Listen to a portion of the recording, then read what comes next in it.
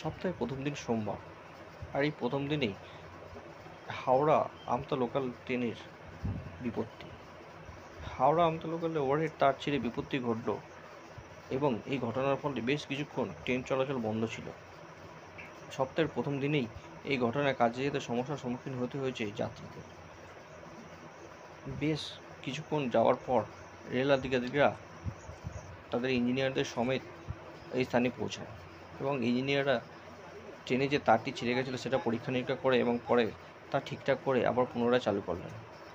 যাত্রীদের অভিযোগ, আমাদের হাওড়া আমতা লোকাল যে লাইনটি, এটাতে যথাসময় ট্রেন আসেও না, ট্রেন যায়ও না, তার ফলে আমাদের নানা রকম সমস্যার সম্মুখীন হতে হয়। আমরা সময় মতো গন্তব্যস্থলেও পৌঁছাতে পারি না। তাই সরকারের কাছে আবেদন, যেন আমাদের এই সমস্যার সমাধানটা অতি শীঘ্রই করা হয়, যাতে আমাদের কথা একটু ভাবা হয়, আমরা সময় মতো যাতে গন্তব্যস্থলে পৌঁছাতে পারি। জগৎবল্লভপুর থেকে পাপ্পু মুখার্জি রিপোর্ট, টিভি5 বাংলা।